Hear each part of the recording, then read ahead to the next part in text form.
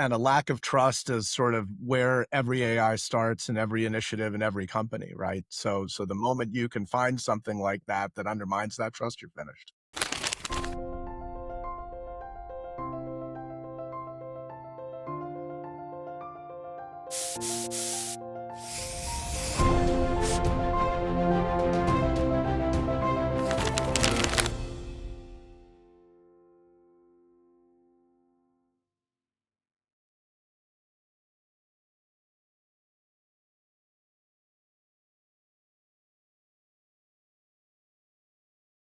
Hi, I'm Matt Egol, host of the CX and Culture Connection, the podcast for leaders focused on creating value by focusing on their customer experience and culture together. Looking forward to my conversation today with Jack Shay, who is the founder of End Product and a fractional product leader for AI focused ventures across SaaS, B2B, B2C. He's got a really interesting background. Thanks for coming on the show, Jack. Thanks. Really happy to be here, Matt. And my interesting background includes working with you many moons ago at Booz Allen Hamilton's. Well, you've had a really interesting journey, and I think a lot of relevant experience to share at both, what you're doing with End Product, which we'll talk about, and your experience in Tribe AI and some of the other things you've been involved in. You've been involved in founding a number of things. Um, so, one of the things you've been working with companies is helping them operationalize AI. Where do you see organizations struggle the most when trying to turn AI from pilots into scaled capabilities that drive outcomes? Yeah, that is the gulf, and it still is the gulf. A year, two, three later, that pilots are kind of dying on the vine. My perspective on why that is has to do with not considering going deep on the pilot and not considering the overall workflow in which that sort of pilot use case or sort of AI attractive thing like a chat pod or something like that is located. And when you're not doing that, you can cover all the edge cases you think you're going to cover, but the inputs are going to always surprise you, right? And you're going to be solving them with AI when AI is not even necessarily the right tool for the job. You're going deep into this use case. You're not sort of thinking about the overall kind of enterprise and customer workflow. And probably even worse than that, the outputs, the actual value you're generating within the use case is kind of ending up detached from the rest of the organization, the rest of the customer experience. It's not really going to feed back into your loop. And so if you're not thinking about that from the start, and certainly once you've got something promising, thinking about not just going deep and solving all the pilot problems, but solving problems beyond that, you're going to end up with overly complex AI, and the pilot dies. It dies alone. It's untrusted. It's unleveraged by the organization, and you hate to see that. Well, there's so much to unpack there. We could spend the whole episode on this one topic. Like, what you're talking about, Jack, is, often what AI is just a new manifestation of this with technology. But like when companies implement something new, if they don't change the way the work's done, they're not going to get the value out of it. What you're highlighting is not just, hey, if you don't reimagine the work, you're not going to get the full value. You're going to essentially bake a bad process. It's that the organization may reject the pilot, may not actually move forward to try to scale it at all because they didn't consider how this fits with the broader workflow, and then it just withers on the vine. It's actually there's a distinction here between scaling something that just amplifies brokenness and actually not scaling it at all.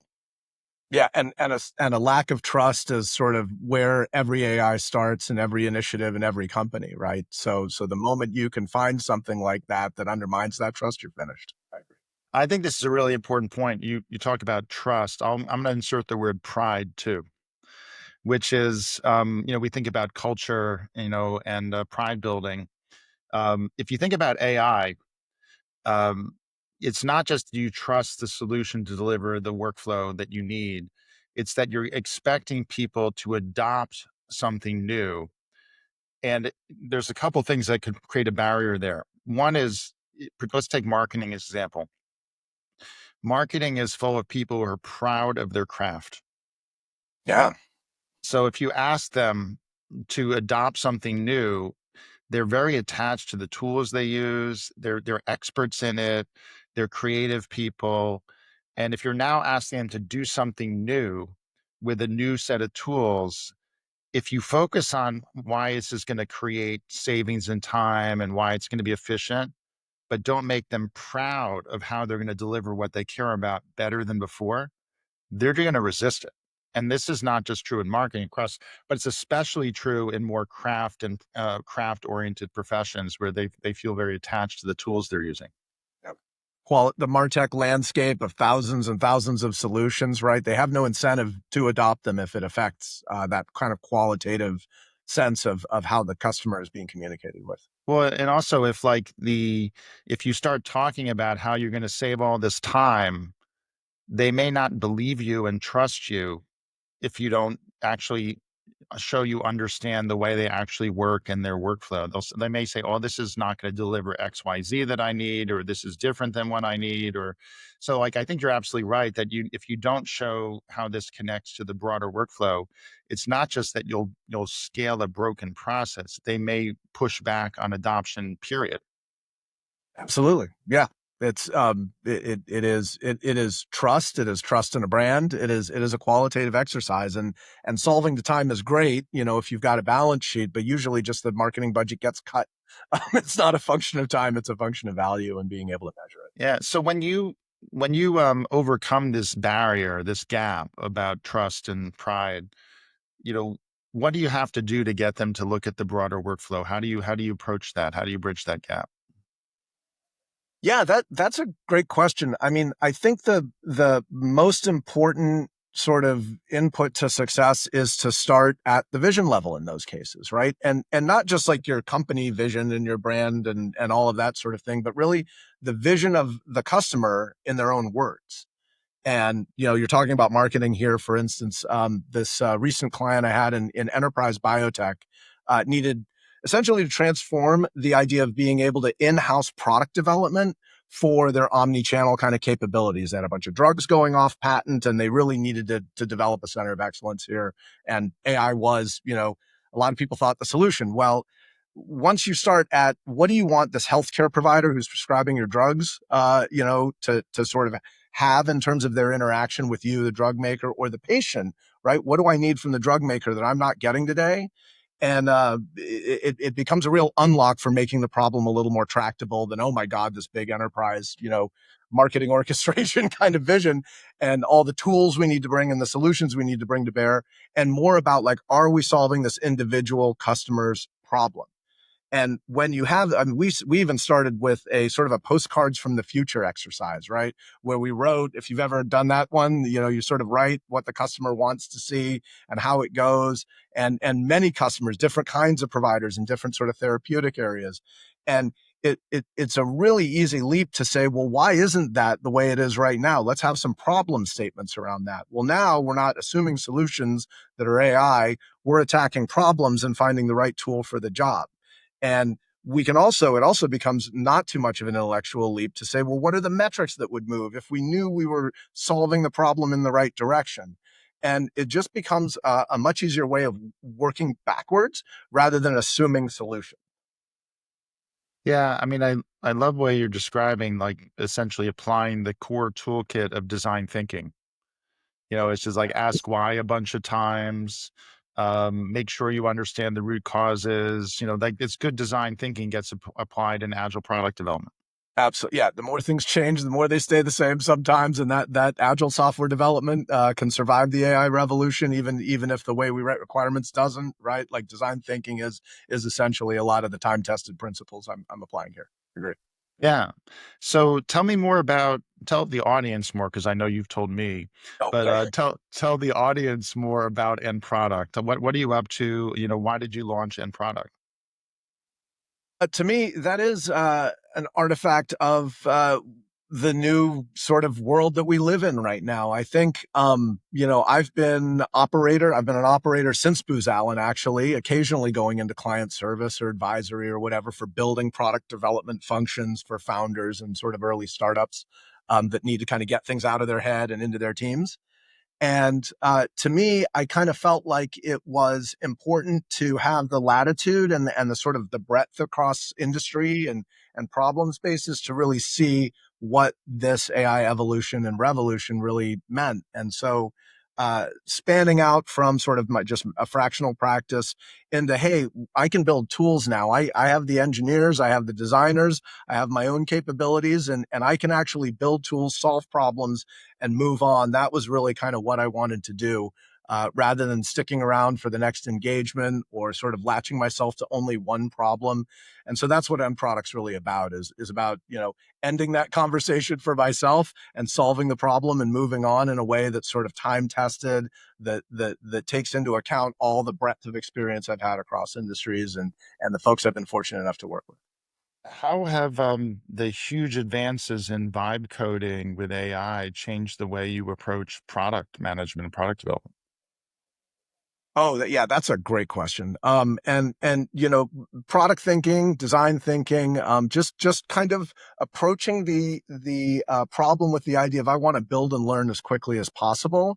I think that's been the real unlock for me, right? Like I always, I didn't want to show anything to a client or a customer until I had a design pass, right? That was at least minimally good. Well, now I can get a minimally good one and really talk about, is this actually on this path to solutions? And it has code behind it and it has design behind it. And bring in those folks when you realize that's what you really need. You need scaled engineering and a better way of doing it than the vibe code, right? But to me, I think the fundamental change that I think unlocks product thinking and just good building for anybody is the idea that you're not writing these kind of if then product requirements kind of documentation around what you would accept as a solution from engineering or design. You're writing an evaluation of what looks good, right? You're telling the AI, this is good, this is better, this is the rubric I'm going to judge you against. And you come back with a solution. And I say, hey, thumbs up, thumbs down. I say, yes, but more of this and less of that. You're essentially doing a loop where you're learning and the machine is learning with you, and so it can take the low value stuff and you can apply the high value stuff in the format of evaluating the output and bringing it back to the data in this kind of way that I just find completely compelling.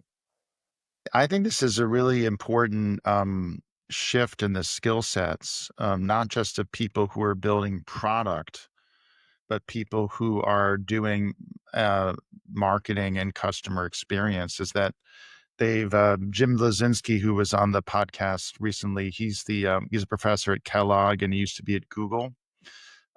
He coined a phrase that we used in the Randy Rothenberg, my partner, and I did some work with agentic advertising.org that you and I have talked about, which is all about agentifying marketing, right? Like all the changes in marketing and advertising and customer experience with agentic.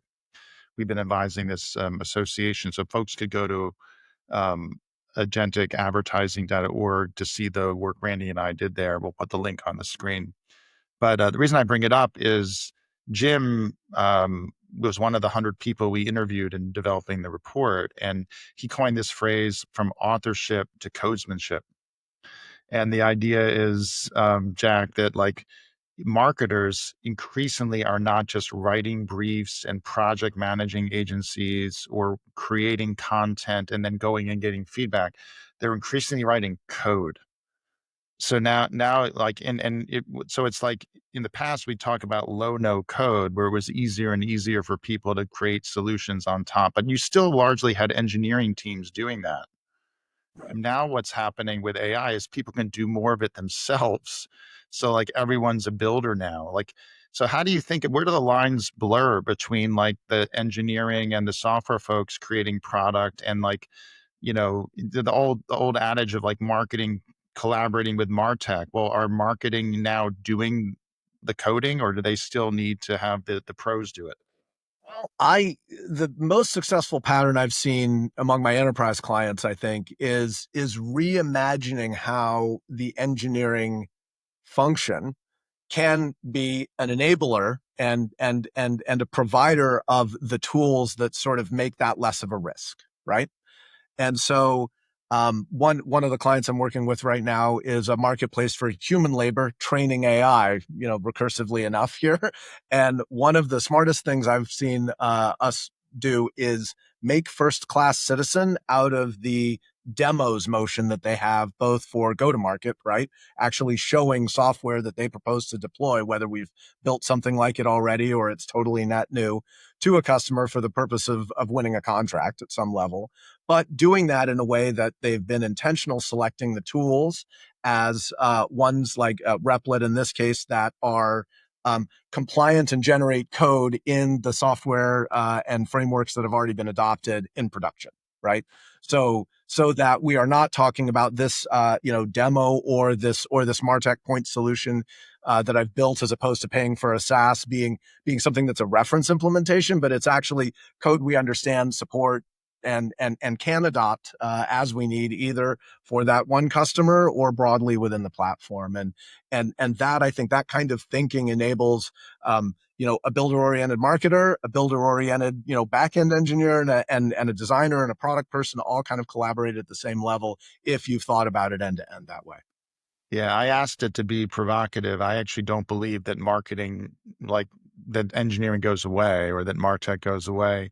I think at every company there's a balance between kind of top down, more centrally driven innovations, which tend to lend themselves more to productizing them now with software. Like your service becomes software, like more and more of the experience, more and more of the value proposition is productized, right? Um, so people are creating product around what often was services, you know, across lots of industries. And that's effectively what's happening in marketing is you're identifying the value chain with more and more things that used to be delivered as services, either by agencies or research firms or in-house talent. It becomes now a SaaS tool, or it becomes a bot that they can build themselves in minutes in some cases. Like that's amazing now that people can create a bot. Like Brian O'Kelly keeps posting for agentic advertising these examples of how you can create a seller bot in minutes using AdCP. Just amazing, right? That's awesome. Um, so like for a publisher to basically get to be able to do this.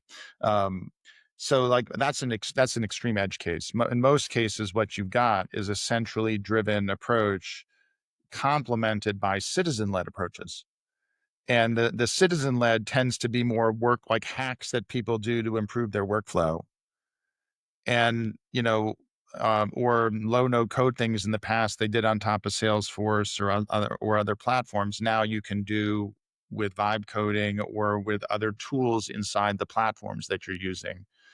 Um, so like that's an interesting balance now. I think what we're seeing is more and more citizen led, but that could be a wild west, and I think companies need to control that too.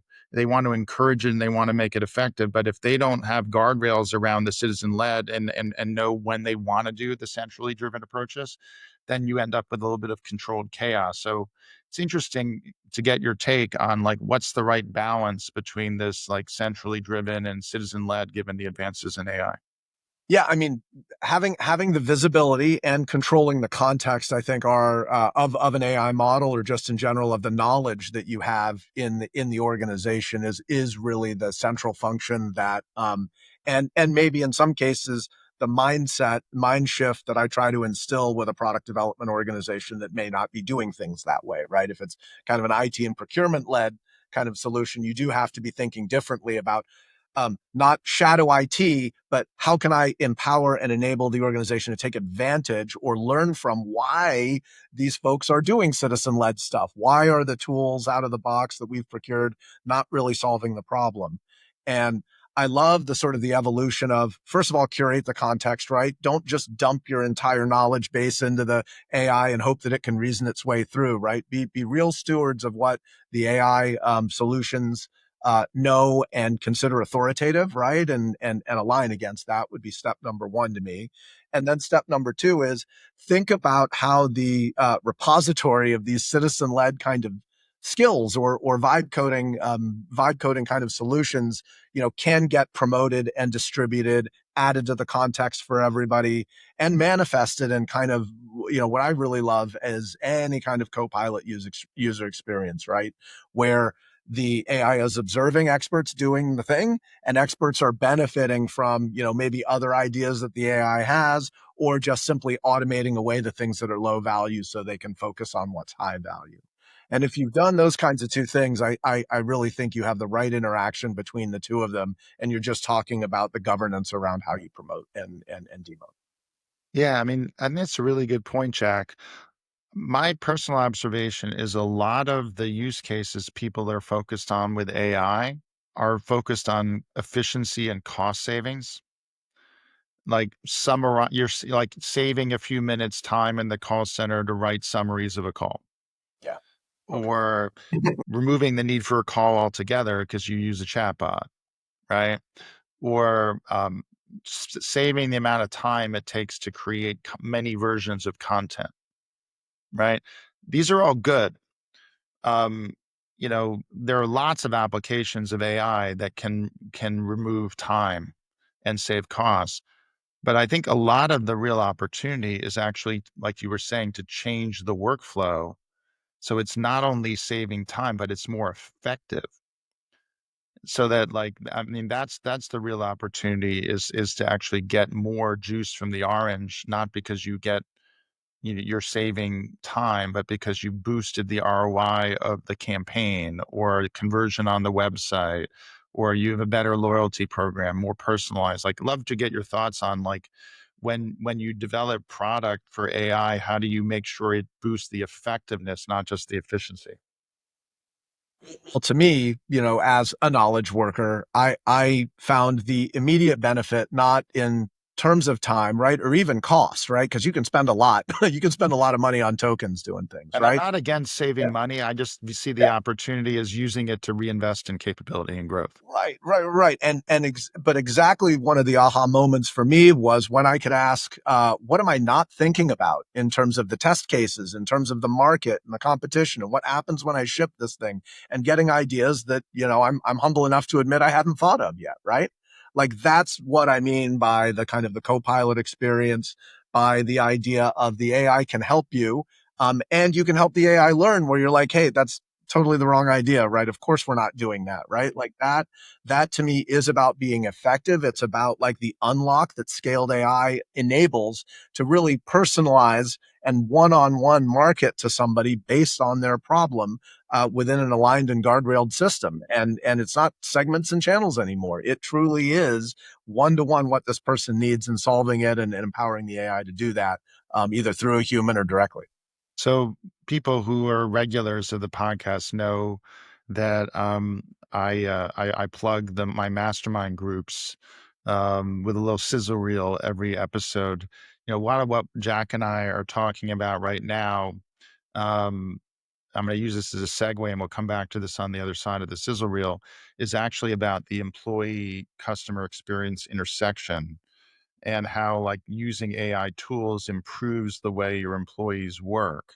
That could that could not just replace employees, but provide co-pilot or things that enhance their training and their knowledge and their effectiveness. Um, so, one of my masterminds is the one I do with Tamar Cohen, on amplify your EX and CX together. I also do one with Randy on experiences winning strategy. Let's run the sizzle wheel, and then Jack and I will continue the conversation on the other side. Allow me to briefly interrupt the podcast to share an invitation for you to join one of our mastermind groups. These groups are for leaders building out the CX function at their organization.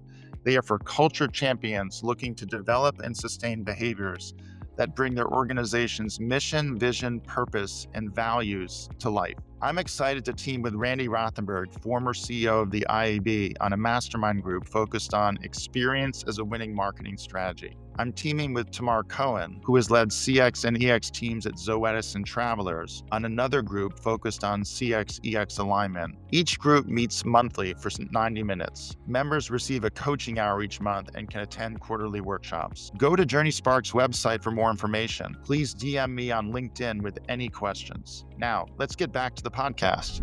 So, Jack, we were just talking about this connection of CX and EX, and you talked about co-pilots. You've worked with founder-led companies, and you see some of the differences between smaller and larger companies. What are some of the key differences, for how you help companies build products and how you reinforce, the value of how CX and EX go together through great AI solutions that enable the workflow? Yeah, sort of having the background in both areas, right, over the course of my career, of course they're different, but to me, I think the insight that I've learned through end product and through returning to this kind of service oriented model is that they're the same in a lot of important ways, actually, at least in the ways that get success at the enterprise layer. And so, to me, uh, the process of enabling a founder or a CEO to really scale their organization, get out of their heads the product vision that they have and into their teams and get empowered teams, definitionally that's greenfield, right? They don't know what the right answer is. They're building the thing for the first time. And really it's about, the principles and learning and sort of getting that right and what the right role is for leadership in there.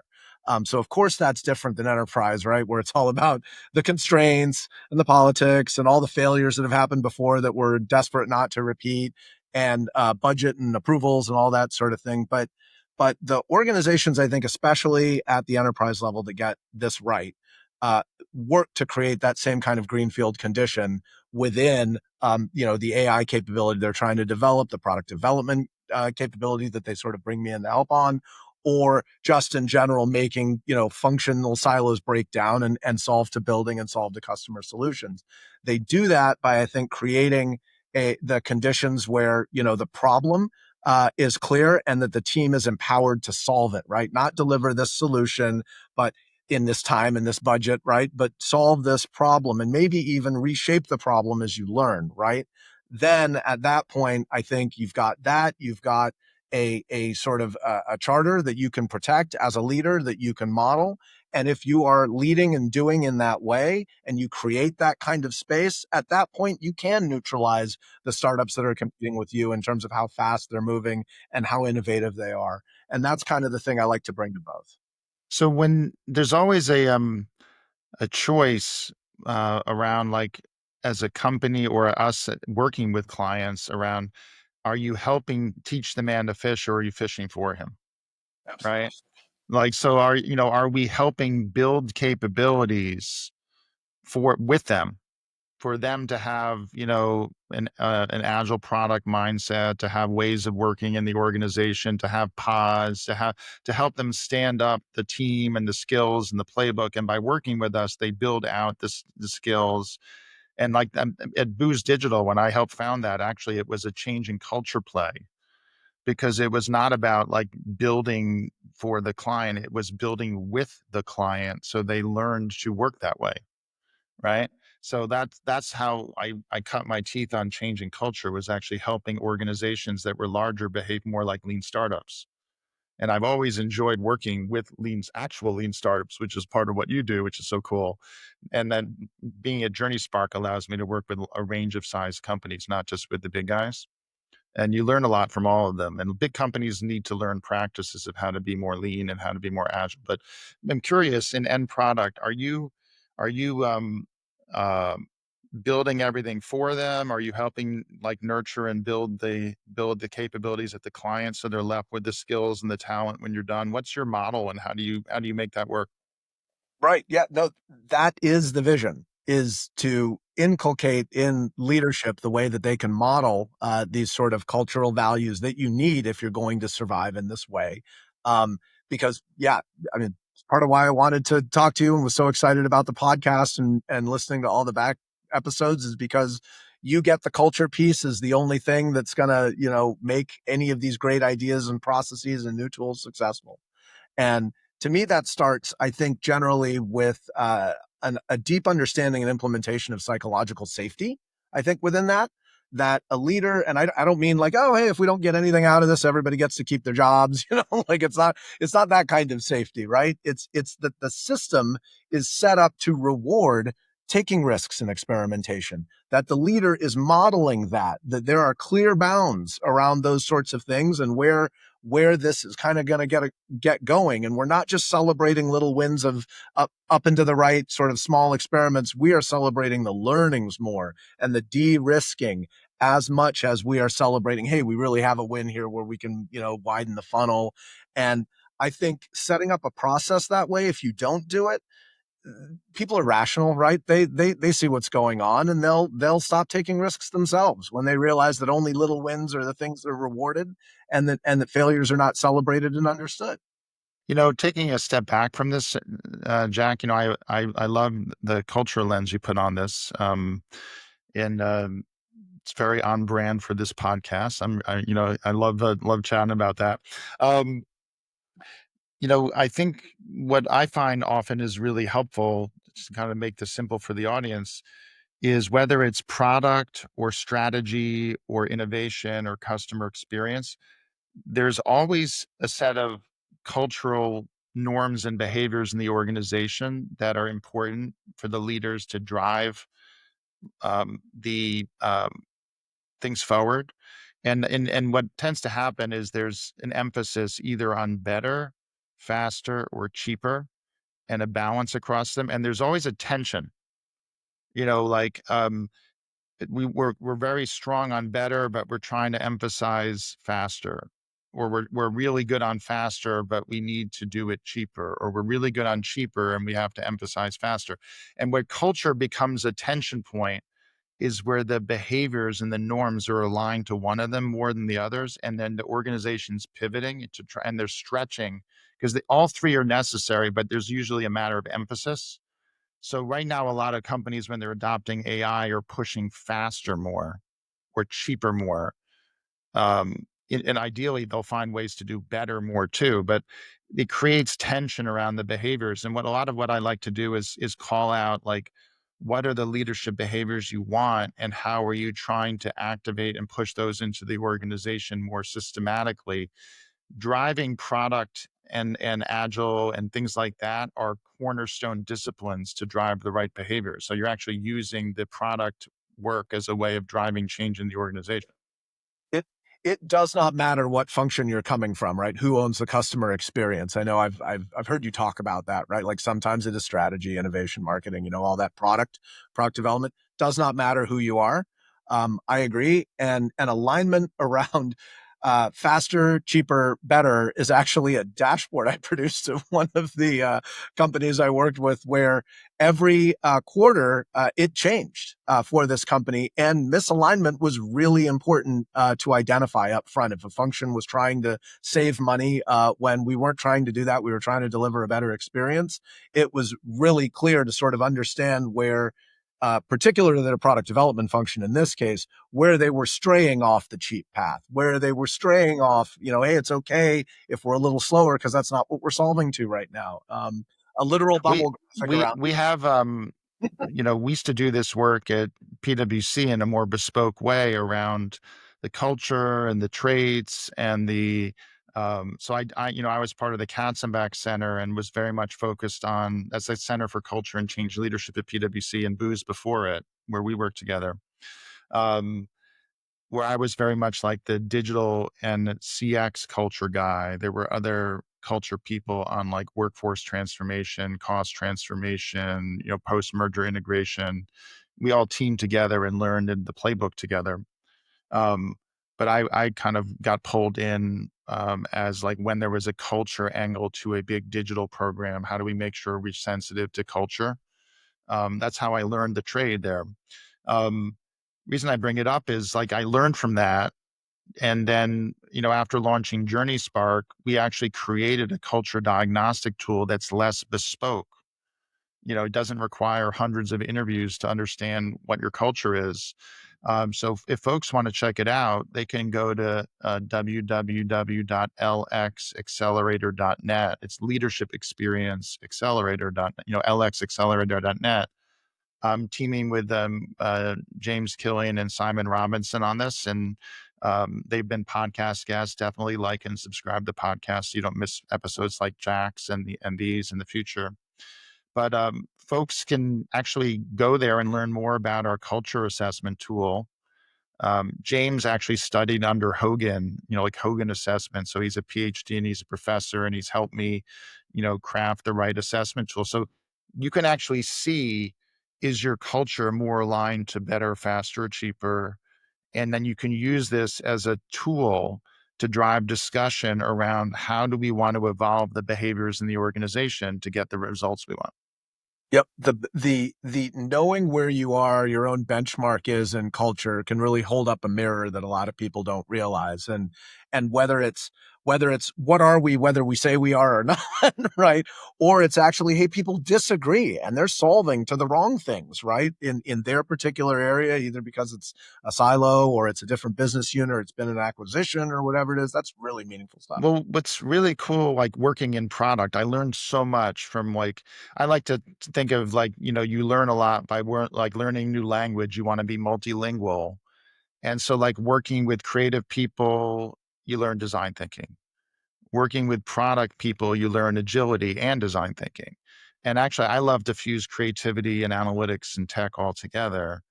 So like working with different disciplines, but any one of those areas actually ultimately requires behaviors, right? So like that's why I think culture is so important. Is like if you're driving product work into the organization, it will succeed or fail based on whether or not the organization behaves the right way. Right. Yeah, yeah. And whether what they say is what the system actually rewards, right? Yeah. Most As important. outsiders, if we come in and build something, but the organization doesn't behave the right way, it won't get go back to where we started. The pilot will die on the vine. Yep. 100%. Right. Couldn't agree. In our remaining minutes together, I'd love to get your thoughts on you know the signals and data side of things, where there's a lot of talk about being able to leverage data signals to act in real time, to build product that leverages data. um, how do you think about like making that work in practice? Like what does it take for the translation layer to take these data signals and drive more real time products experiences work? Like what are some of the lessons learned there? Yeah, to me, I think signals are great, but if they are not evaluated, and I mean AI evals in a structured, rubric way, um, and their effect on the outputs isn't continually adjusted, then it's just data. It's not information. And to me, I think those are things that you can build tooling around pretty easy. You can get to solutions pretty easy. Um, this was one of the vibe coding things that we did. Started at End Product that one of my clients took over was an evals bootstrapping tool where, hey, we don't know what this could be, but Gen AI can give us a bunch of tests that we can evaluate and we can feed back into what we think this product is, cases we haven't thought of, all that sort of thing. But at the end of the day, the signals are only as good as the model can adapt based on what the results those signals drove are. And I think the experience can never change if you're not feeding that back in the way we've discussed.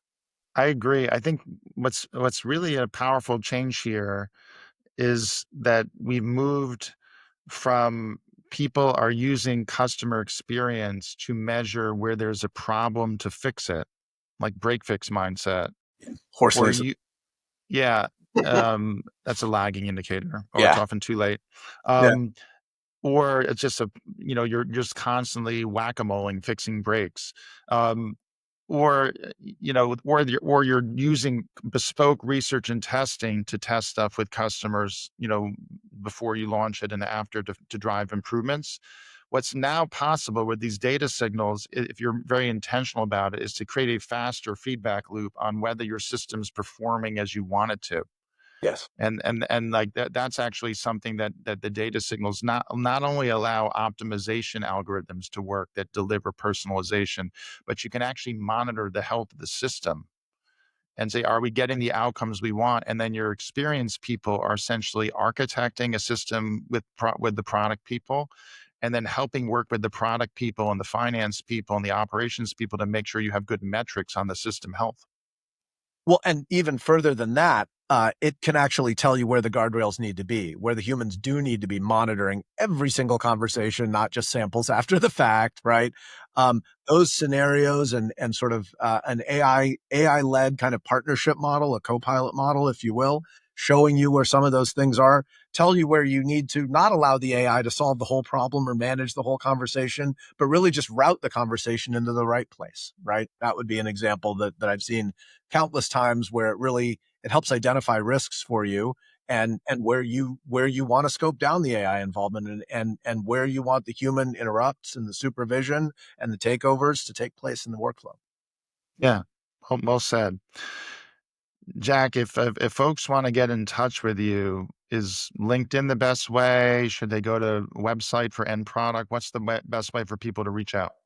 Yeah, start with LinkedIn. I like to start with a conversation. And so it's just, yeah, Jack Shay, SHAY. On LinkedIn, you will find me there. And you can have access to all of the other sort of website, case study, other things from there, or just reach out. I'd love to start a conversation.